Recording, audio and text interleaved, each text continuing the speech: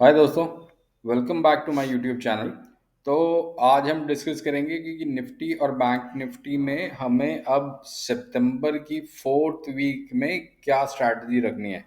Tuesday को हमारी expiry है, तो एक्सपायरी में हमें क्या करना है और ओवरऑल हमारी स्ट्रैटेजी क्या होनी चाहिए। तो उससे पहले हम समझते हैं कि फ्राइडे को आखिरकार हुआ क्या। तो फ्राइडे को एक तो निफ्टी और बैंक निफ्टी दोनों ने ही अपने नियर टर्म सपोर्ट को ब्रेक किया, और ये तब है जबकि एफआईआई और डीआईआई दोनों ने ही परचेज किया था। तो निफ्टी की अगर बात करते हैं तो निफ्टी ने जो क्लोज दिया फ्राइडे को, वो 25,327 पे क्लोज दिया। और अगर हम बात करते हैं बैंक निफ्टी की, तो बैंक निफ्टी ने 55,458 पे क्लोज दिया। वहीं पर अगर हम बात करते हैं कि हमारे फॉरेन इंस्टीट्यूशनल इन्वेस्टर ने कितना बाइंग किया, तो 351 करोड़ की बाइंग जो थी वो 19 सितंबर को थी।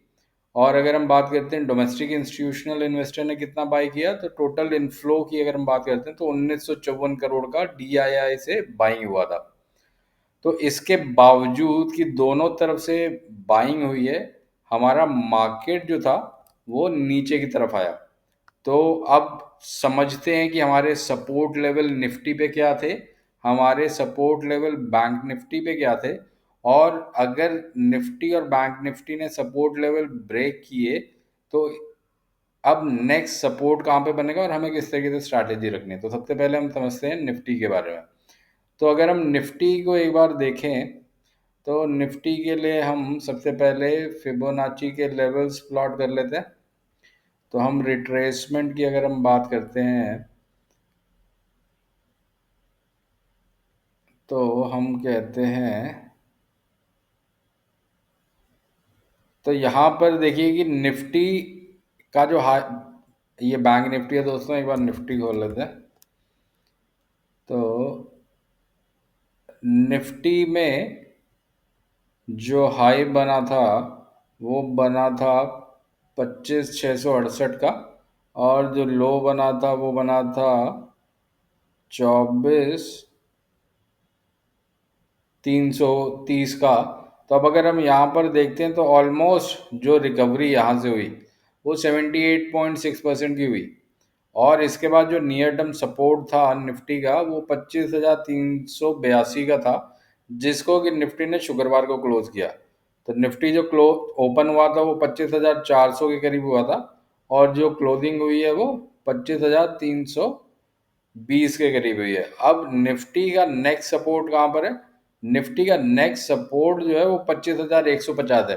तो अगर आपको याद हो कि मैंने प्रीवियस वीडियो में अपने बताया था कि 25,150 को अगर निफ्टी ब्रेक करता है नीचे की तरफ से, जब निफ्टी नीचे की तरफ से 24,000 की तरफ से चल रहा था ऊपर की तरफ, तो 25,150 बहुत ही बड़ा हर्डल था, जिसको कि निफ्टी ने ब्रेक किया। और बड़ी सुंदर कैंडल के साथ, अगर आप इस कैंडल को देखें, तो इस कैंडल के साथ निफ्टी ने 25,150 को ब्रेक किया और सीधे 25,450 तक निफ्टी गया।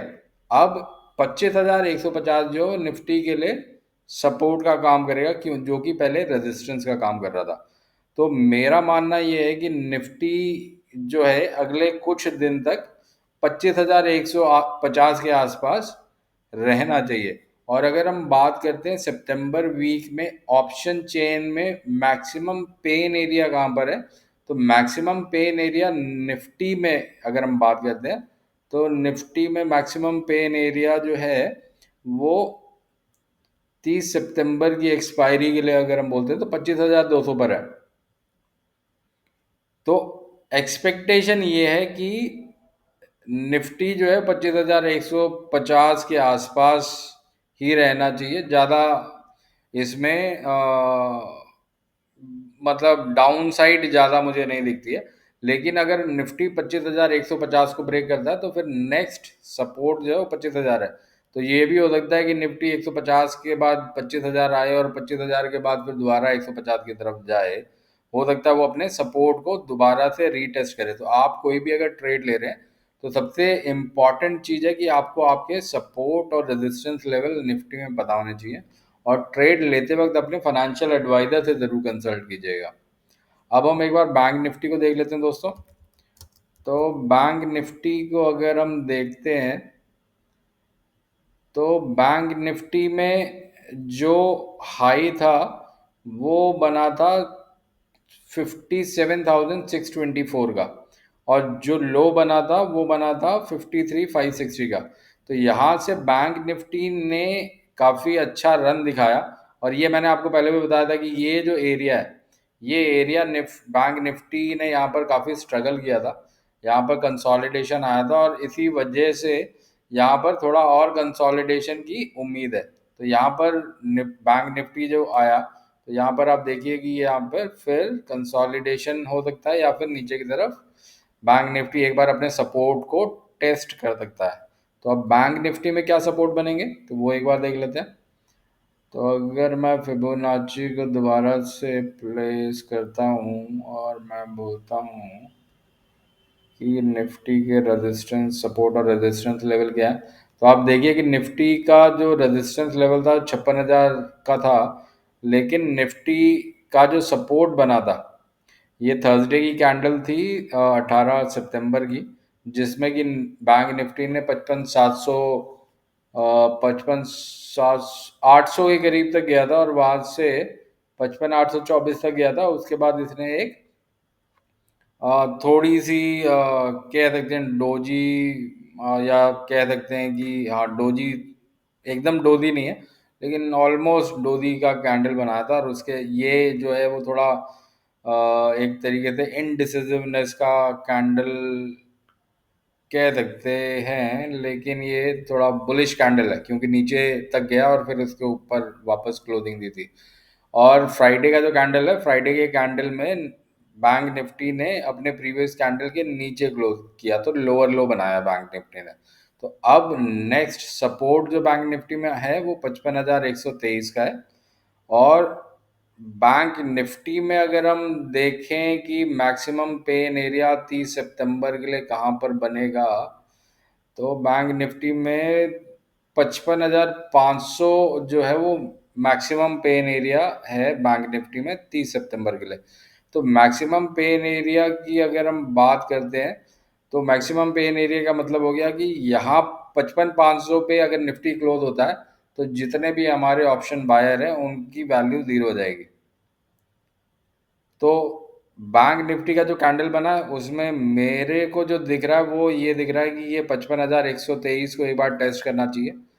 और 55,123 को टेस्ट करने के बाद हो सकता है कि थोड़ा सा दोबारा 55,600 की तरफ बैंक निफ्टी जाए। तो ये लेकिन आपके लिए ये सपोर्ट और रेजिस्टेंस लेवल जो है वो सिर्फ एक आइडिया है, और उस आइडिया के बेसिस पे आपको अपने ट्रेड लेने हैं। लेकिन अगर आप बैंक निफ्टी या निफ्टी में कोई भी लॉन्ग ट्रेड लेते हैं तो मेरा सजेशन तो अभी लॉन्ग ट्रेड का नहीं है आपका, क्योंकि सपोर्ट लेवल ब्रेक हो गया फ्राइडे को, तो आपको आपकी ट्रेड से एग्जिट करना है। क्योंकि बहुत ही अच्छा रन निफ्टी और बैंक निफ्टी दोनों ने दिखाया और आपको लगभग 2,000 पॉइंट बैंक निफ्टी में मिल गए। और निफ्टी में भी अगर हम बात करें तो आपको, अगर हम बात करते हैं जब आपने निफ्टी में एंट्री ली थी तो ऑलमोस्ट आपको जो रन मिला 24,400 से लेके 25,400, 1,000 पॉइंट का निफ्टी में रन मिल चुका है। तो अगर आपने ये एक रन पकड़ने में कामयाब रहे थे तो मेरे ख्याल से इस महीने का तो ट्रेड हो गया। अब जो भी ट्रेड लें आप वो अक्टूबर मंथ में ट्रेड लें और अपने फाइनेंशियल एडवाइजर से एक बार ज़रूर कंसल्ट कीजिएगा। वहीं पे अगर हम बात करें, जो मैंने अपने प्रीवियस वीडियो में रेलवे के स्टॉक के बारे में डिस्कशन किया था, उनको अगर हम देखते हैं तो उसमें जैसे इरकॉन था, क्योंकि फ्राइडे को बिकवाली आई थी तो एक बार उन स्टॉक को देखना ज़रूर बनता है। तो इरकॉन में अगर हम देखते हैं तो इरकॉन में एक तरीके से यहाँ पर थोड़ा सा कंसोलिडेशन बन रहा है। तो आप ये देखिए कि यहाँ पर कंसोलिडेशन और डोजी है तो इनडिसिसिवनेस है। लेकिन अगर यहाँ से इरकॉन ऊपर की तरफ जाता है, जो कि मेरा मानना है कि जाएगा, तो आपका जो सपोर्ट लेवल है वो सपोर्ट लेवल एक बार देख लेते हैं कि इरकॉन में आपके सपोर्ट लेवल क्या है और रेजिस्टेंस लेवल क्या है? तो आपका जो नेक्स्ट सपोर्ट लेवल है इरकॉन में वो 193 का है, और 193 को अगर इरकॉन ब्रेक करता है तो फिर एक्सपेक्टेशन ये है कि 200 की तरफ जाएगा। तो अब क्योंकि हम कोई भी ट्रेड लेते हैं तो वो 10 से 15% का ट्रेड होता है, तो 180 185 के आसपास अगर आप इसमें एंट्री लेते हैं तो आपके 10% जो है 18 रुपये में बनते हैं। 18 रुपये का मतलब हो गया कि 203 204 के आसपास आपका 10% अचीव हो जाता है।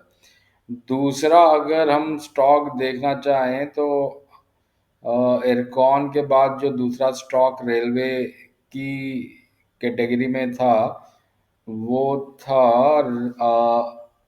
टेक्समोको। तो टेक्समोको को एक बार देख लेते हैं।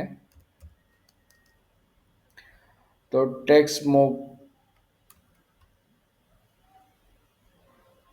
टेक्समोको रेल देख लेते हैं। तो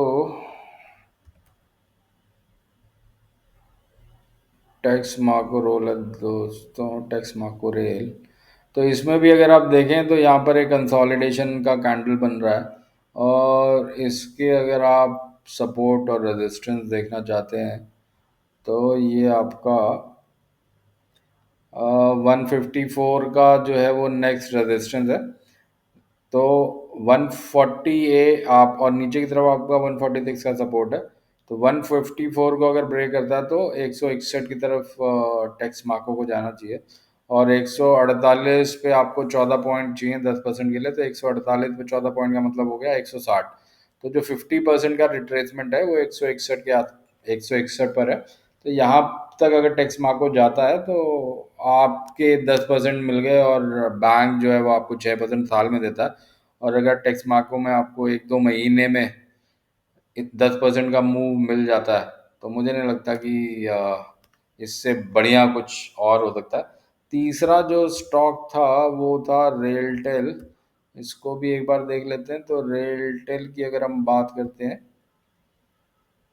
तो रेलटेल ने थोड़ा सा डाउनसाइड दिखाया है, लेकिन आप देखिए कि ये जो 4 दिन की कैंडल है वो इस 15 तारीख की कैंडल के अंदर ही है, और ज़्यादा कोई डाउनसाइड नहीं दिखा रहा।